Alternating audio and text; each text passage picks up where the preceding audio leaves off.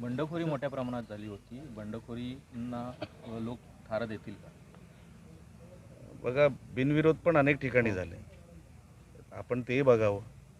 नुसतं बंडखोरी बघून तुम्ही 25 जागा ज्या बिनविरोध झाल्या त्याच्यावरूनच तुम्हाला लक्षात येईल.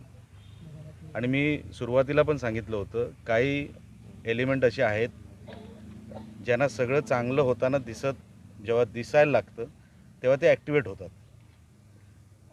प्रत्येक पक्षामध्ये अशी लोक आहेत, आमच्याही पक्षामध्ये असतील, प्रत्येक पक्षामध्ये अशी लोक आहेत. म्हणून त्यांच्यावर जास्त काय आम्ही लक्ष देत नाही. ती न्यूसेन्स व्हॅल्यू आहे, उपद्रव मूल्य आहे. कुठेतरी आपण आहोत हाच फक्त दाखवण्याचा त्यांचा प्रयोग असतो. त्याच्या पलीकडे बंडखोरांना तसं स्थान कुठे मिळणार नाही. लोकांना लक्षात आलं आहे, जर महायुतीच्या बाजूनी राहिलं, सगळी सत्ता केंद्र यांच्याकडे आहे, तर विकास हेच करू शकतात, डेव्हलपमेंट हेच करू शकतात. म्हणून तसा निकाल एकतर्फी राहील.